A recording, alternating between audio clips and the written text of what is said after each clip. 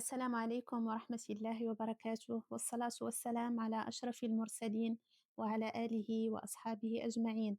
أهلا وسهلا بكم في لقاء جديد مع فكرة اليوم. اليوم بغيت نتكلم معاك على واحد الحيلة اللي من أخطر الحيل اللي كيستعملها الشيطان كل نهار في حياتك وانت ما حاش بها وما رادش ليها البال.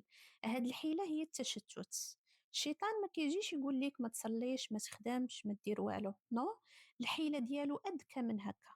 هادشي علاش اليوم غادي نكتشفوا هاد الحيلة ونحاولوا نصفوها من حياتنا ونتغلبوا عليها بحول الله وقدرته. الشيطان ما كيجيش يقول لك ما ديرش لي ريسبونسابيلتي ديالك في نهارك، ما ديرش مسؤولياتك، ولكن كيشتت التركيز ديالك وانت كديرهم.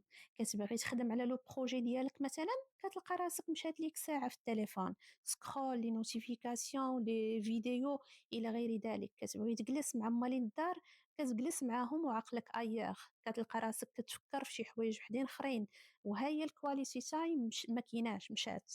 كتبغي تصلي بخشوع وعاد الافكار كتجيك سانزاغي. وهنا كيجي السؤال المهم: واش فعلا حنا عايشين اللحظه ولا التشتت وقله التركيز هي اللي مسيطره على حياتنا؟ فكره اليوم بغيت نسلط فيها الضوء على كيفاش التشتت ولا اخطر حاجه في حياتك. عيش وما عيش، كتوثق حياتك جوست في التليفون وما عيشهاش لحظه بلحظه. وغادي نشوفوا كيفاش تقدر ترجع التركيز ديالك وتغلب على الشيطان اللي كيدير ما في جهده باش تبعد على الإحساس والوعي باللحظة. باش نبداو هاد الفكرة من الساس، خاصك تعترف أن التشتت شي حاجة اللي ولات سهلة بزاف. التليفون، السوشيال ميديا، التفكير المفرط في غدا وفي الحياة، هادشي كامل كيسرق التركيز ديالك. المشكل فين كاين؟ أنك كتنوض دير هاد الحوايج المهمة عندك، ولكن ما كتقدرش تركز فيها. كديرها بلا وعي كامل، بلا ما تحس وتعيش اللحظة، بلا ما تستمتع بها، وبلا ما تستافد منها كيف خاص يكون. أيه، كتخدم على شي فكرة عندك، ولكن الانتباه ديالك ضايع في حوايج أخرى. كتجلس مع العائلة، ولكن يديك في التليفون ودماغك في الأفكار والمشاكل والخدمة. كتصلي مام ولكن قلبك بعيد وعقلك مشغول.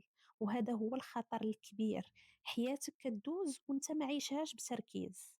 تخيل معايا شي واحد، وهذا الواحد ممكن تكون انت او انا، كتخدم، كتجلس مع عائلتك، كتصلي، ولكن عقلك مشتت، تركيزك ما كاينش. كتولي حاضر بالجسم ديالك ولكن العقل غيب.